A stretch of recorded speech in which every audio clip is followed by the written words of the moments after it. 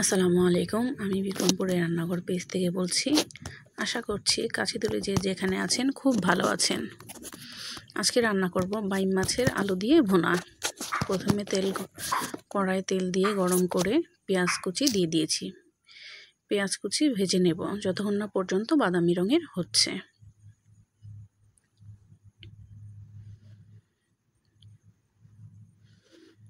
পেঁয়াজ বাদামি রঙের হলে তরকারির কালারটা খুব সুন্দর আসে। মিলিয়ে দেখবেন। পেঁয়াজ বাদামি রঙের হয়ে গিয়েছে। এই অবস্থায়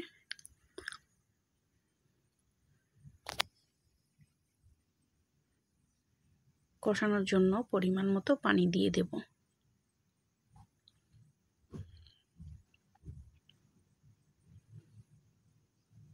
এক টেবিল পরিমাণ আদা রসুন বাটা, 1.5 চা চামচ হলুদ, ধনিয়া, মরিচ গুঁড়া একসাথে মিলানো ছিল।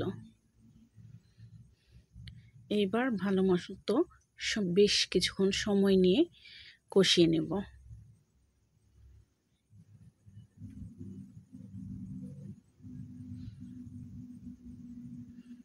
দেখেছেন কি সুন্দর কষানো হয়েছে।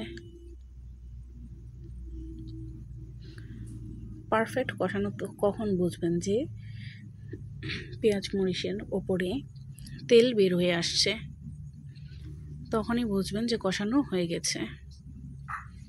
যত সময় নিয়ে কষাবেন তরকারির স্বাদ ততটা ভালো হবে। এই অবস্থায় কেটে রাখা ধুয়ে রাখা বাইম মাছ দিয়ে দিলাম। কিছুটা পানি দিয়ে কষিয়ে নেব।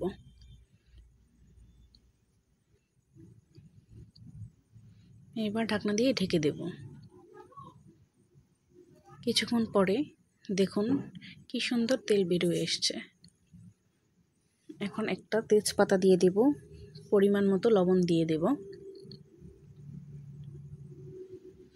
এবার বেশ কিছুক্ষণ ভালো মতো কষিয়ে নেব।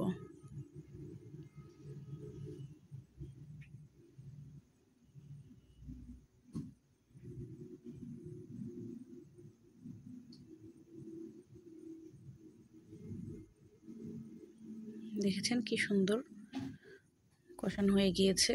অফ ক্যামেরায় আমি আলু দিয়ে দিয়েছিলাম। আলু দেওয়ার পর সাথে একটু পানি দিয়ে দিয়েছিলাম আরেকবার কষানোর জন্য। দেখেছেন কি সুন্দর কষানো হয়ে গেছে। এবার আরেকটু সময় নিয়ে কষিয়ে নেব। এইবার পরিমাণ মতো পানি দিয়ে দিব, যে যার মতো ঝোল পছন্দ করেন। এইবার পরিমাণ মতো জিরা গুঁড়া দিয়ে দেব। অফ ক্যামেরায় আমি লবণ চেক করে নিয়েছি, লবণের পরিমাণ ঠিক আছে। দেখুন আলু সিদ্ধ হয়ে এসেছে। দেখেছেন তরকারির ঝোল আঠা আঠা হয়ে এসেছে।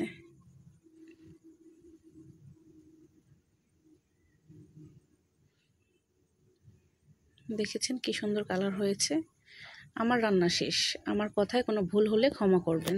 ধন্যবাদ।